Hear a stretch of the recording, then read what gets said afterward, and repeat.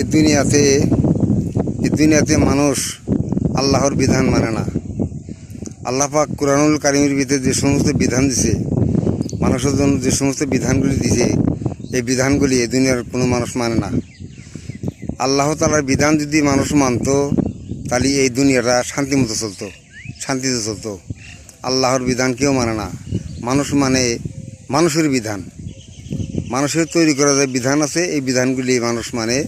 কিন্তু আল্লাহ পাক কুরআনুল কারীমের জন্য যে বিধান দিছে, শান্তির বিধানগুলি দিছে, এই বিধানগুলি যদি মানত মানুষ, তাহলে এই দুনিয়াটা মানুষ শান্তিতে থাকতো, দেশ শান্তিতে থাকতো, জাতীয় শান্তিতে থাকতো। কিন্তু এই আল্লাহ পাকের এই বিধানগুলি কোনো মানুষ মানে না।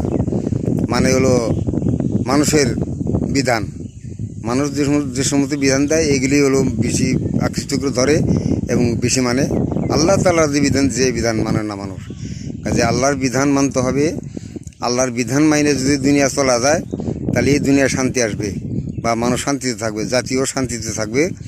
আল্লাহর বিধান ছাড়া কোনো শান্তি আসতে পারে না। কাজে আল্লাহ সমস্ত বিধানগুলো আমরা যেন মানতে পারি। আল্লাহ, তুমি আমাদের সমস্ত মুসলমানকে তুমি তৌফিক দান করো, আমিন।